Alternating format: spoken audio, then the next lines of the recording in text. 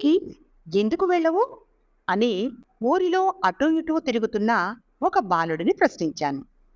మాస్టారుకి పాఠాలు చెప్పడం వస్తేగా అన్నాడు. 11 ఏళ్ల ఆ పిల్లాడు జవాబుకి ఆశ్చర్యం వేసింది. నీకే చదవాలని లేదేమో, ఆయనకి చేత కదంటావేంటి అని అడిగా. చదవాలనే ఉంది, కానీ చెప్పేదెవరు? మా మాస్టారుకి చెప్పడం చేత కాక పిల్లల్ని కొడతాడు. వాళ్ళందరూ పారిపోతే హాయిగా కూర్చుంటాడు అన్నాడు. ఎంత స్పష్టంగా, నిర్భయంగా చెప్పాడు.